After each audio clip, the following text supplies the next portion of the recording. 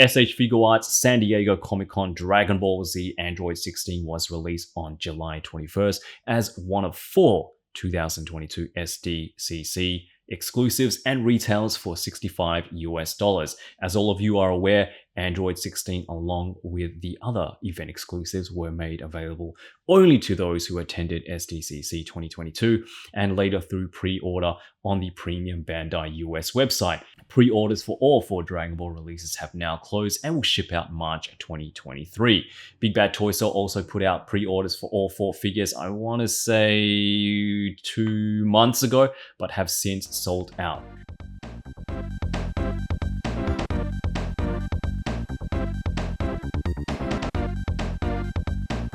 So like I mentioned in my review for the SDCC exclusive Super Saiyan 2 Goku, I was really lucky enough to get my hands on both of these figures through the help of 2 very good mates of mine, Animated Heroes aka Ace and the LA Explorer.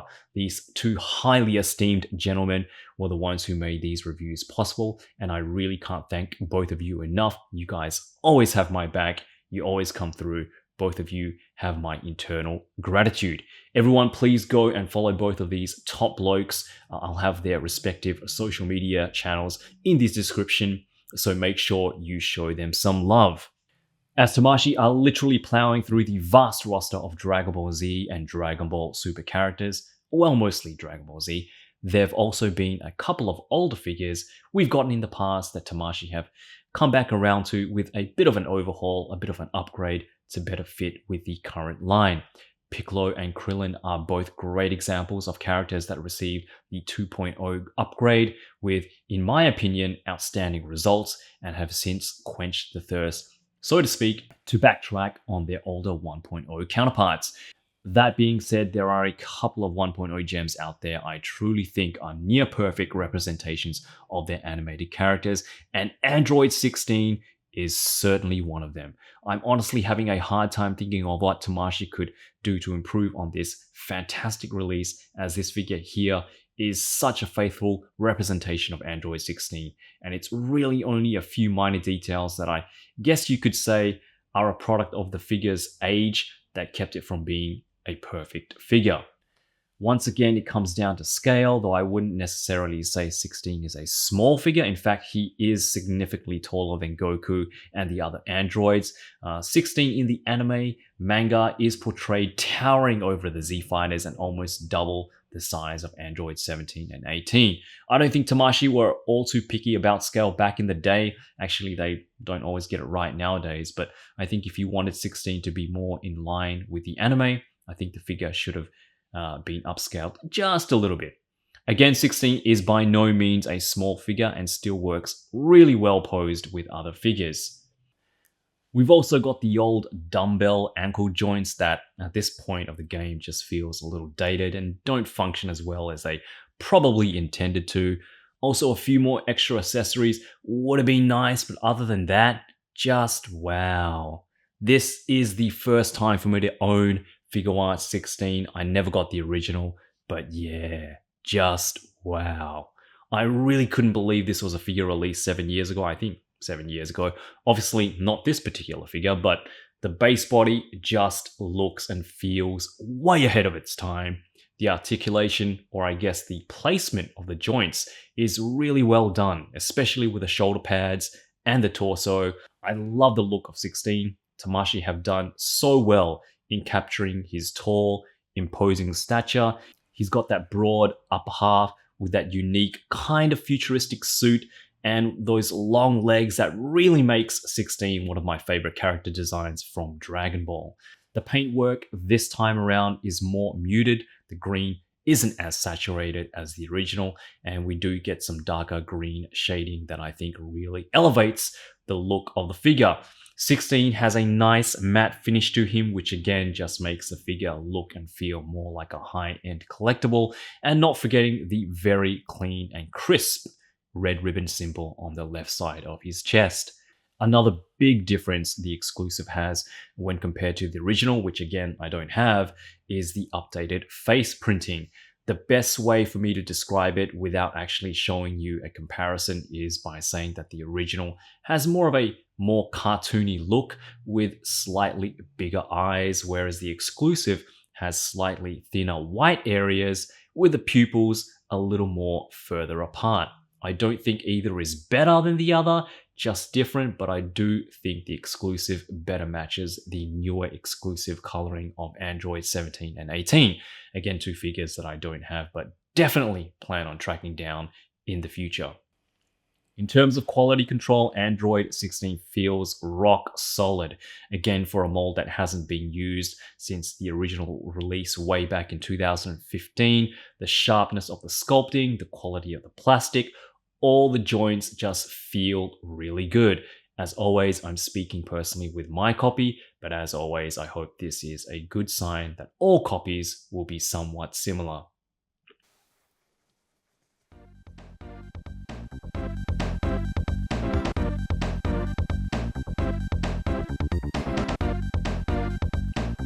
Alright, so let's take a look at articulation, and Android 16 actually has some pretty good articulation. It's actually really good. For a figure that's like 7 or 8 years old, it really holds up, and I think, yeah, other than, one or two things, well, actually just one thing, and you guys know what that is, those stupid dumbbell ankle joints that, that I don't like. Everything else, I don't know if Tamashii could have done anything else to kind of improve on this. Maybe the ab articulation, but still there is enough there to get some dynamic poses. But let's take a look at his head. So Android 16 can look up quite far up before his hair hits that back collar piece there. And he can look down quite well as well. You have side to side tilt, and you have left and right head swivel as well. So you got these shoulder pads which are connected to his back here via ball joints, and they move, but to be honest, you don't really need them to move because the butterfly joints here are really great. They don't just go in and out like so, but they also go up and down. So they're kind of like drop down shoulder joints, but you get a lot of range. You can get way past 90. And of course you have your 360 there, the rotation, 360 rotation there at the shoulder. You have your upper bicep cut, double jointed elbows, which gets past a little past 90. He does have his swivels and hinges at the wrist, so those are standard. And when you get to the torso, like I mentioned, he does get some movement there in the upper torso, so he does crunch forward, I think quite a bit. That's pretty good. And then when you add the waist articulation in there as well, it's not too bad. He does move back about that much, and because the upper ab there is uses a ball joint, he does get that round and round motion.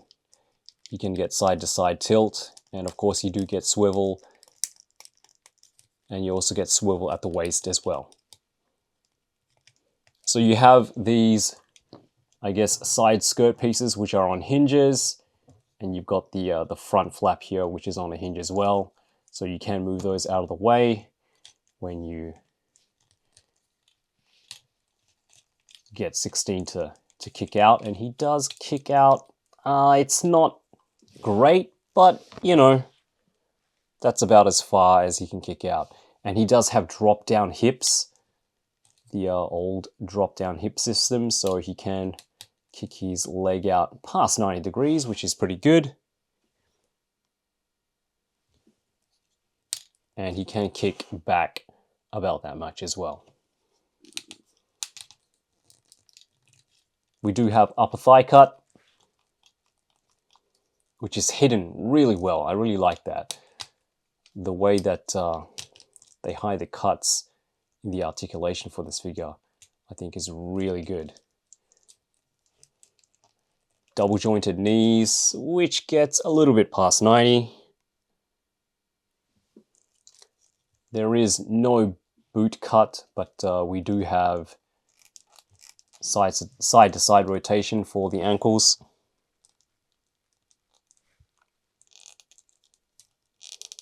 Foot down, not too much, and not very much going up either. Almost no up and down movement. And again, it's because of those really crappy double dumbbell joints. Hardly any ankle pivot, but there is some, very slight, and of course you get your toe articulation as well.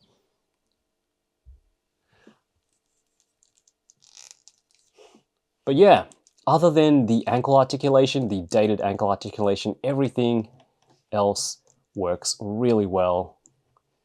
And again, you can get Android 16 in some pretty cool, pretty dynamic poses and have a lot of fun posing him.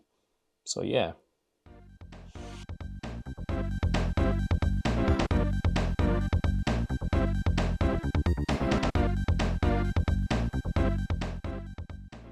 So we don't get too much in terms of accessories, just 2 sets of hands, a pair of fists, and a pair of open palm hands. They're both really well sculpted, and I guess the arm cannons also technically count as hands, but I think I would have liked to see a few more options, maybe a bird holding hand with a little bird to go along with it. Speaking of arm cannons, you can remove the forearms to reveal the hidden arm cannons, which have some nice metallic gold and I guess gunmetal paint. I really love this feature, and again, is something really unique which makes 16 stand out from a lot of the other figures in the line. 16 was never the most expressive facially, so the fact that we get 4 interchangeable options I think covers pretty much all bases. All heads are just beautiful, and the new printing really captures the anime look and gives the figure a lot of personality for a character that is pretty expressionless for most of the anime. We get a stern face, smirk, and angry shouting face, but 16 also comes with his battle damage head from his battle with Cell. We don't get too many battle damage head options in the line unless it's a battle damage specific figure, so I'm really happy Tamashii included it. The sculpted details on the battle damage areas look fantastic. Bits of his hair are gone. You get the cracked skull that reveals all the mechanical insides. Super cool stuff.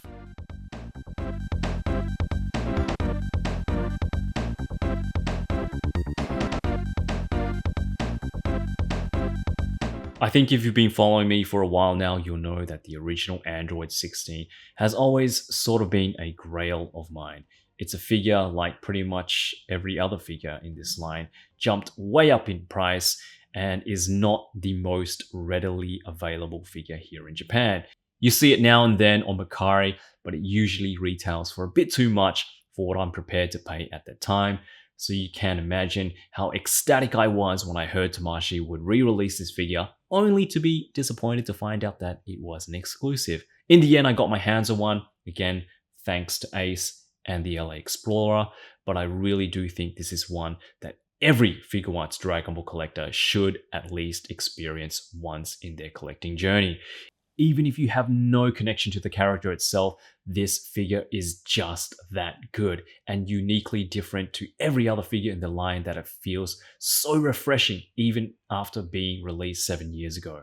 The engineering, again, is just way ahead of its time. The sculpt work, the detailing looks and feels as it should, like a premium collectible. And even though I don't have the original release, I can say confidently that the new coloring really is something. Android 16 will probably sit high up in my collection as one of my favorite figures in the Dragon Ball series, along with Awakening Goku, Cooler, and Super Saiyan 4 Goku. It really is a shame that it's an exclusive, but if you do have the chance to get a hold of him, you won't be disappointed. I highly, highly recommend this one. Well, that's it for me. I hope you enjoyed this review. Sorry it took a lot longer than expected to get out, but I hope you found it somewhat informative or at least enjoyable. I'll be back with a couple of non-Dragon Ball reviews, probably in the lines of Star Wars, but hope to see you all back for those videos as well. Anyway, thanks for watching, guys. Take good care of yourselves. Be good to your moms, and as always, yoroshiku!